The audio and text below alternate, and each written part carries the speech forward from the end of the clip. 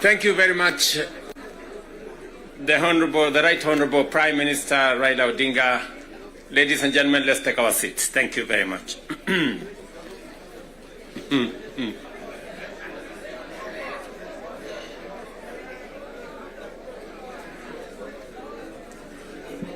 Now, honorable members,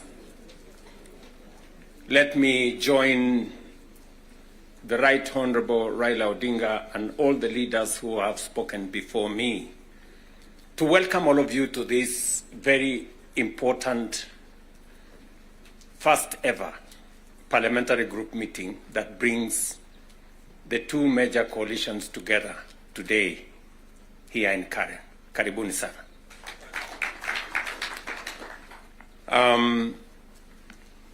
The Right Honorable Raila Odinga has given us the context of why we are meeting here. I really would want to add not so much, because he has ably contextualized why we are meeting here today.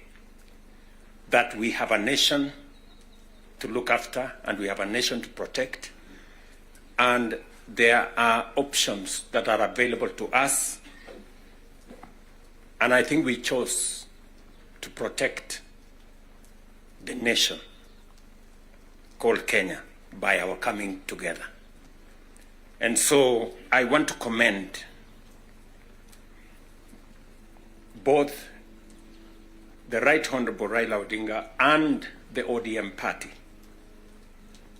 my former party, for standing up to be counted when the country needed leaders to stand up for Kenya. It may have been easy to do the opposite. It may have been popular to do the opposite. I know many people have vilified the Honorable Raila Odinga and the ODM party for the decision they took to stand for Kenya when there was need to do so. And let me say the following as the President of Kenya today. We have come from very far as a nation. We stand here today as a robust democracy, a nation that is making strides in our national development. And I want to speak to you candidly. I don't have a written statement because I really wanted to speak to you from my heart. Because where I stand today, I've had a political journey as a person. And by God's grace, I have come very far. You know, out of the 5 people who have become presidents in Kenya, I am one of them. I don't take it for granted, and I don't take it lightly that God has given me an opportunity to be one of the 5 Kenyans who have had the opportunity to lead this country. And I must say this to us as leaders, that a nation, the progress, the destiny of a nation is decided by leaders. As to whether we are going to be a progressive nation or we are going to be a failed state is going to be determined by leaders, by us, the people who are sitting here. And therefore, the place of leadership is almost sacred. Nobody becomes a leader by chance or by default or by mistake. today you are a member of parliament or a senator or a governor or the position I hold and all the other positions that we hold because God and destiny has given us that chance. And we must think about it deeply. And so I want to ask you as leaders, the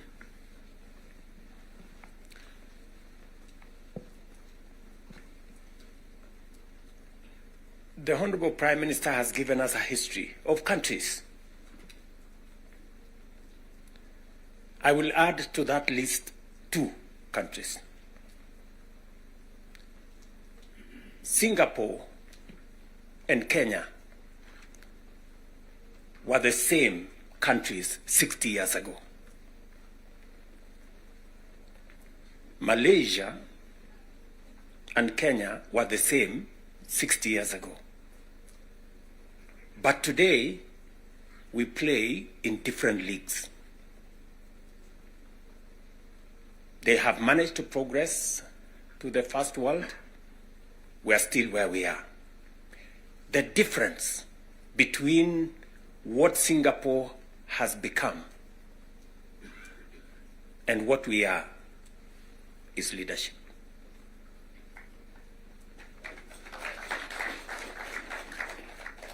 And that is the place, ladies and gentlemen, we occupy today. So that you understand the importance, the sacred position you hold as a leader. Sometimes people want to ask, how do people who live in different houses, they have their own lives to pursue, but they wake up one morning on an election day and they go one after the other to 10,000, to 20,000, to 50,000 and elect you? You are not special. But it is a moment that God has given us as leaders. And therefore, we must do whatever we are doing, knowing very well that we have a heavy, almost sacred responsibility to the people we lead and to the nation of Kenya.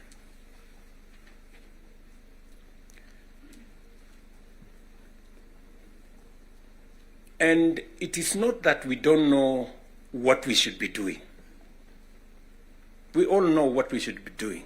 It is not that we have shortage of ideas. It is not that we have shortage of what we need to do. In fact, I dare say we have some of the very best ideas. We have very good manifestos all the time.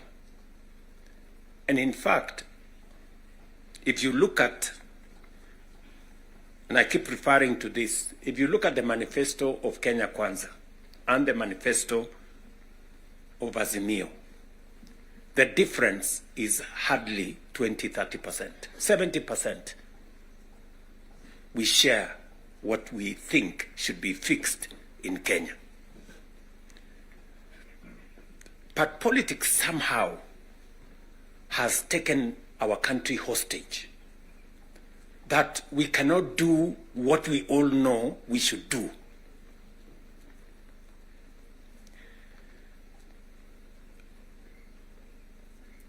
I have said that the difficulties that I face today as a president in Kenya are self-imposed. You know, I imposed on myself all these difficulties. Implementing the new funding model, implementing SHA, implementing housing, doing all those things. If I hadn't done any of those, I would be a very popular person, and but the country would not have moved anywhere. I am confident that if Raila had become president, he would be doing what I'm doing. Yes. He would be implementing SHA. He would be implementing housing. He would be doing reform in the education. He would be doing reform in agriculture. I know that for a fact because I have been in his school of leadership. That's the correct position. And he would be as unpopular or as he'd be having the same difficulties that I have today. But these are necessary for Kenya to change. Friends, we cannot change the country otherwise. And that is why he has the courage to stand here and tell you, let us stop the extortion. Yes. Very few leaders can stand here and tell you to stop the extortion that is going on in Parliament. I'm telling you the truth. Very few leaders. Because we like making peace with mediocrity. Oh, and they're trying to explain things that we shouldn't be explaining. Now let me ask you, friends, we are all friends here. Yeah, we are one team, or so I guess. This fellow who is called chairman of welfare in committees, what is their job? What is their job? Extortion, that's it. And that is what Prime Minister is saying.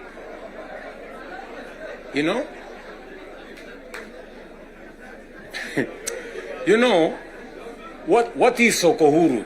What is Sokohuru? Tell me, what is, you know Sokohuru?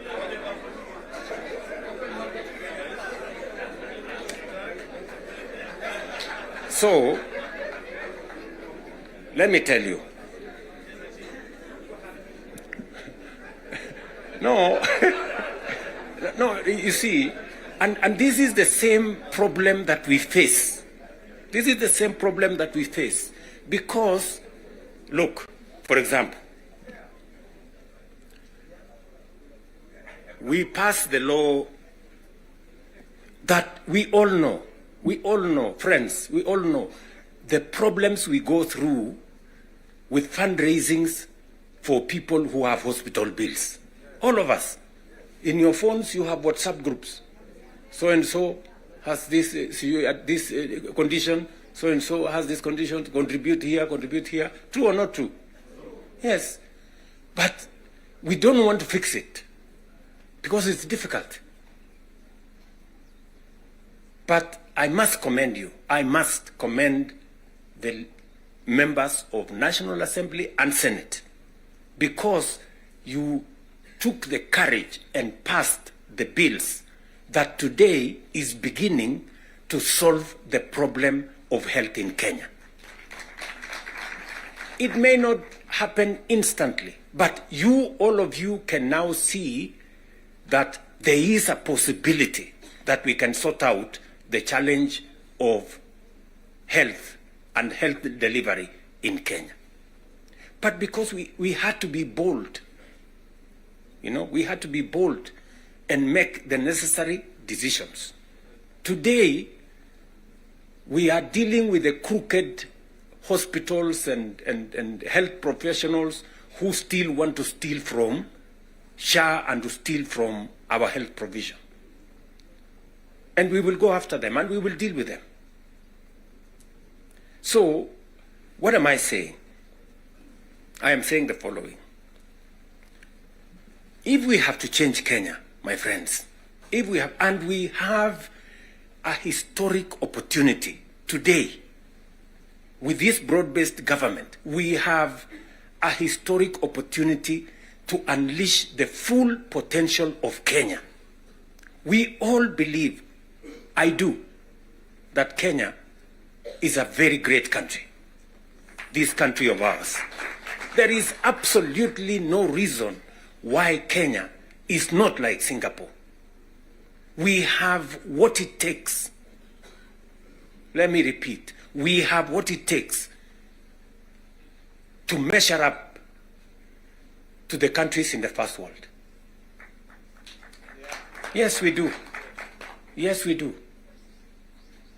But we are playing in the wrong league because leadership, me and you, are refusing to stand up to what this country needs. I really want to persuade you guys. I really want to persuade you friends. Yeah? This is not about William Ruto. I am here today, I will not be there tomorrow. This is not about Raila Odinga. Right? It's about the country called Kenya, where today we have the privilege to be the leaders, to be the decision makers, to decide which way Kenya. It is us who are seated here. It is us. And we have the historic opportunity to make this country what we have always wanted it to be, but it has not been. As I have said, the same way Raila Odinga can stand here and tell you we must stop the wrongs, I have also said that I am ready to pay whatever price to make this country change. Yes, we must change this nation. And we can do it. Look, housing was part of our conversation for the last 30 years. Yes, we've always talked about housing and how important it is and how it is going to create jobs, how it is going to stop land fragmentation, how it's going to allow us to produce, to save land that is meant for food, how we are going to have decent housing, how we are going to reduce on slums, how we are going to have decent livelihoods. We've always said that. The Right Honorable Raila Odinga tried with the first slum upgrading projects. We started there. The housing levy, go and read the Azimio Manifesto. Read the Kenya Kwanza Manifesto. It is there. It is there in both manifestos. We now are seated here and we have the opportunity to implement what was in the Azimio Manifesto and what was in the Kenya Kwanza Manifesto. Friends, why don't we just do it? Why don't we just do it? We will do it? Yes. Let us just hold it out and look. You can see for yourselves how transformational it is. Today, using the housing levy, we are not only doing housing, we are doing markets, we are doing hostels.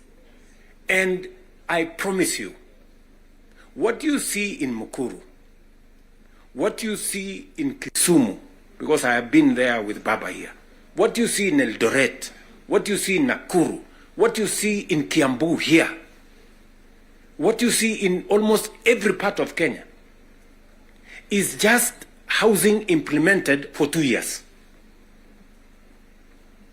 And you can already see the kind of impact it is having, the number of jobs it is creating, the way it is bringing change in our towns and cities. Friends, if we were to do this for 10 years, if we were to do this for 20 years, and this is a project that has been delayed, we are supposed to have done this 30 years ago. Tell me, if housing was implemented 30 years ago, how Kenya would be looking today. We wouldn't be different from Singapore. We may have started late, but we now have a chance to do it. I want to ask you, I want to request you, for us to come together. And we are not coming together so that any one of us can get anything. We are coming together so that we can transform this country. And it is possible in our lifetime to change Kenya. In our lifetime. We now have maybe 320, 350,000 young people working in that space. We could double that to 700 in the next 2-3 months. we could scale up that to 1 million by next year. And we can energize the transformation of our country. That is why we are sitting here. That is why Baba and I have called this PG. Baba has told you we are here for Kenya. I am buttressing what we are saying, what he is saying, by telling you what we can achieve together. What we can do in our agricultural transformation. If it was not for the broad-based, for example, we wouldn't have had the kind of change that is required in our sugar sector. And I want to tell you, watch this space. In just 2 or maximum 3 years, Kenya will be a net exporter of sugar. Just 2 or 3 years. This country, which perennially we have been looking for safeguards from COMESA. Every year, we are looking for safeguards from COMESA. We are spending public money to go and pay for sugar, to go and pay for farmers, to go and pay for workers who don't work for government, just because we couldn't bite the bullet and tell the crooks there to get out. Now we have told them to leave. And I want to promise you, I want you to hold me to it. We are going to change the sugar sector. We are going to change the coffee sector. You have already seen what is going on in coffee. There is still a little bit of pushback, but we will deal with it. And on and on and on, and we can transform our whole agricultural sector. Just the little interventions that we have done standing together. You people in Parliament making sure that we are subsidizing production. And I must commend, Parliament has always provided money for us to support the production of the country, either through fertilizer or seeds or other interventions when we have brought it to Parliament. So you're part of the making of the history of our nation. Just imagine we have reduced the imports of maize, for example, by 70%. Reduce the imports of sugar by 70%. And we can make that progress if we are focused on where we want to go. And that is the reason why we have to make the decisions that we have made work. It is the reason why Baba and I have appointed Agnes Zani and her team, so that what brought us together, we don't forget. The 10-point agenda that we have signed buttresses what is actually in our manifestos. The NADCO report, we all know what it is supposed to achieve. And if we stand together, we can achieve all the legislation that is recommended by the NADCO report. Parliament has what it takes, to do this. For Kenya, we can do it. And I want to persuade this PG to work with us and for all of us to be committed to this exercise. Protecting devolution. There is need for us as a nation to distinguish between governance and devolution. The governor is not devolution. The governor is a person.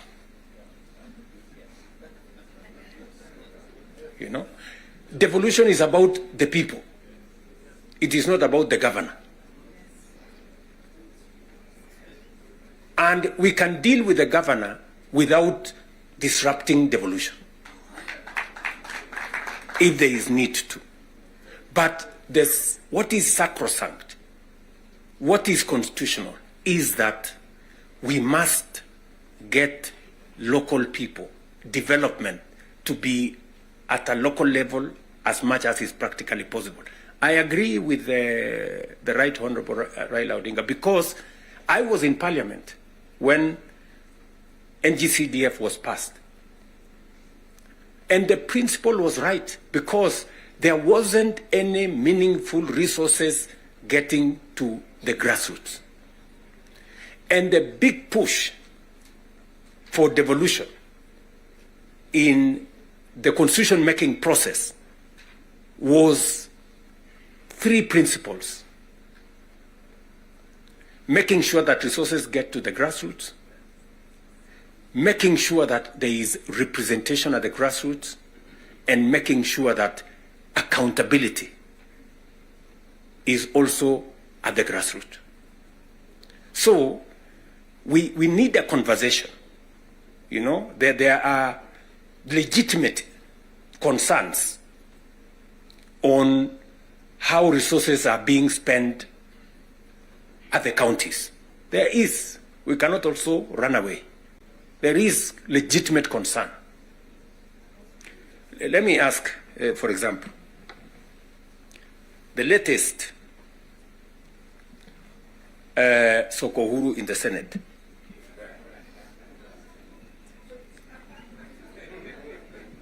Because you have to accept, you know, by virtue of the position I hold today, I am a consumer of raw intelligence. I know what's going on. Where does somebody find 150 million? Where? Huh?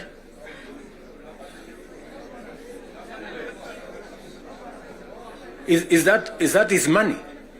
That is money that belongs to the county. Is that correct or not correct? Yes. Let me ask you, members of parliament who are seated here. Do you, for example, know, do you, for example, know that a few members of your committee collected 10 million shillings so that you could pass that law on anti-money laundering? Did you get the money? No.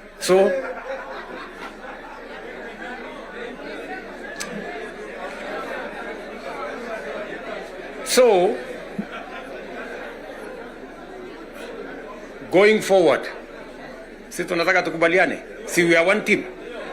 Yes, there are people who are destroying the credibility of Parliament. And they are collecting money in the name of Parliament. And some of the time, or most of the time, that money never gets to Parliament, it gets to a few people. We are not going to shame them. We are going to arrest them.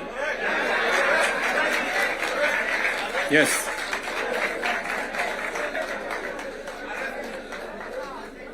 Do we agree? Do we agree? Yes. Whoever is giving and whoever is being given and whoever is doing whatever it is, we sort them out. Because the reality, friends, the reality is that there is a problem. And we all know here, tukitaka tukusema ukweli, there is a problem. And unless we sort it out, we are going to destroy our nation. We are going to destroy this nation unless we sort it out. And we must be as candid to ourselves here as we are candid in implementing what is transformational for Kenya. Tunaelewana?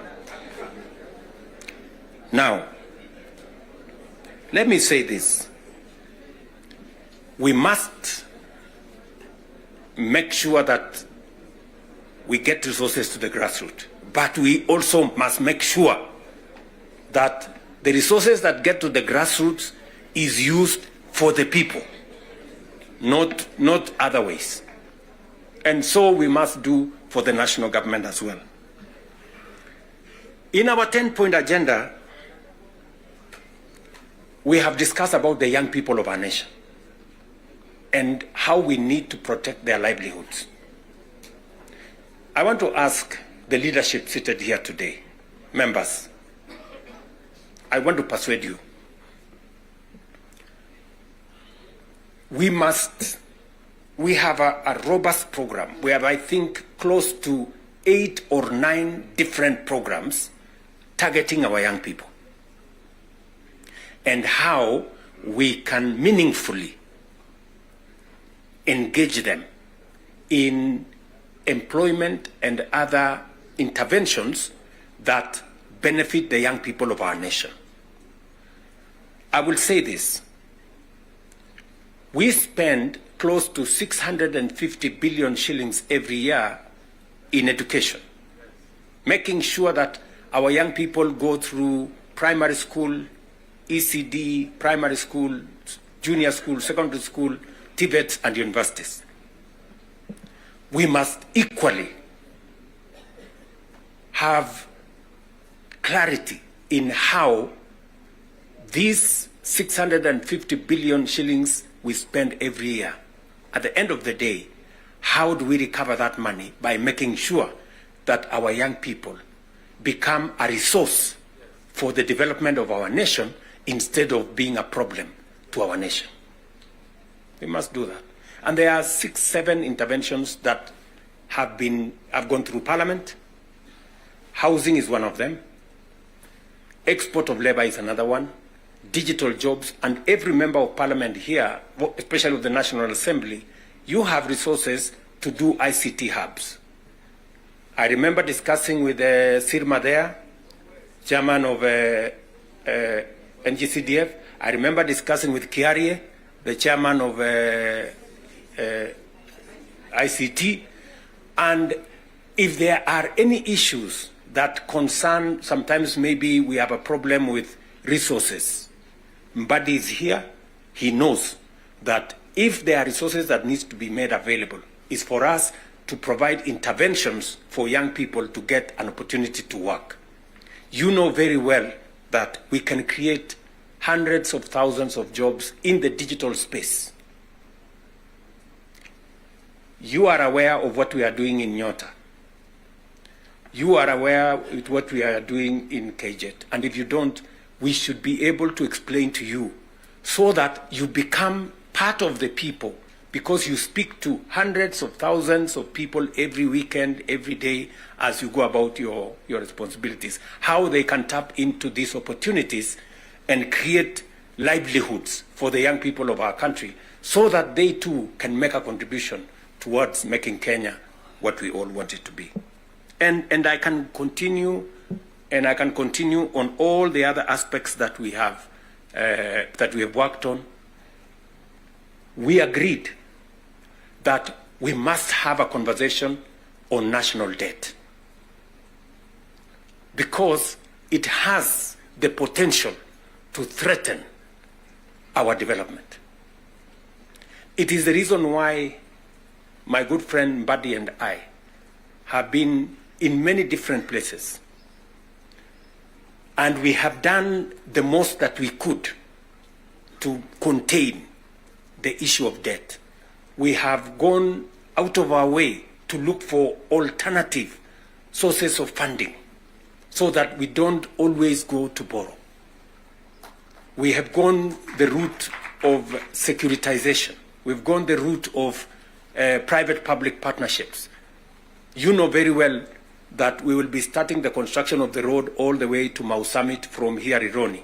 We are not going to be spending any debt money from government. The road is going to be built on private-public partnership. You know very well that we are going to begin the railway going all the way from Naivasha to Kisumu all the way to Malaba. We are not going to be spending money from debt like we did with the first section of the railway. We are going to be using public-private partnership to do that road. And many others that we have, we are thinking outside the box so that we can craft alternative mechanisms of delivering on public infrastructure or public goods without necessarily endangering the country with national debt. So we are working at it. It is part of the recommendation of the 10-point agenda that we must deal with. And we are seized with that matter. We will be giving, Mbadi and company will be giving a report to Zani's committee on what practical steps are we making to respond to the issues in the 10-point agenda. What are we doing about the young people? We will be able to tell Zani and the PG, and the PG should be there to monitor what we are doing so that we not only do it for us, but we also do it for the people that we represent. And finally, because I do not want to belabor the point, I said we have a historic opportunity. It is not always that protagonists come together to look at the greater interests of the country. But God has given us this opportunity. And I must commend Baba here, because very few leaders have the courage and the mettle to withstand criticism and stand for the nation. Very few people. Very few people. Many people look for what is convenient, what is popular, even if it is wrong, and they want to pander to it. But when a nation's destiny is at stake, you need statesmen, you need people who have the courage to put Kenya first and everything else secondary. So, what am I saying in conclusion? I am saying Zani and team have a job to do. They will be briefing Right Honorable Raila Odinga and myself on what needs to be done. We will be able then to guide what will be happening, what the executive need to do, what the legislature, the role the legislature need to play, and the role others may need to play. And as we do that, we will need another opportunity to be granular. Today was the first occasion for us to deal with this. But down the road, we need to bring the members of the executive, at least the ministers, to come so that we can have a meeting of minds between the executive and the legislature on matters that are of national importance. Further down the road, we may need that engagement. Maybe not in a sitting like this. Maybe we can organize a retreat for 2 or 3 days so that the questions I see members of parliament asking on some of the programs, we can fully understand the import of the programs we are running, what they are meant to achieve, the transformation that is supposed to happen, and how we position ourselves to make sure that we provide the push necessary for that transformation to happen. Again, focusing on the greater picture, the bigger picture of our nation. So, ladies and gentlemen, I want to say thank you very much for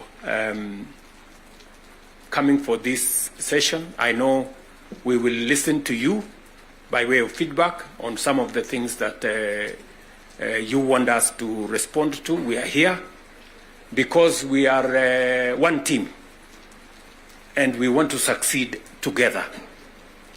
And we want to make sure that none of us is left behind. Are we together? So, mimi nimesema asante sana. If there are any questions directed to me, I will be willing and ready to answer.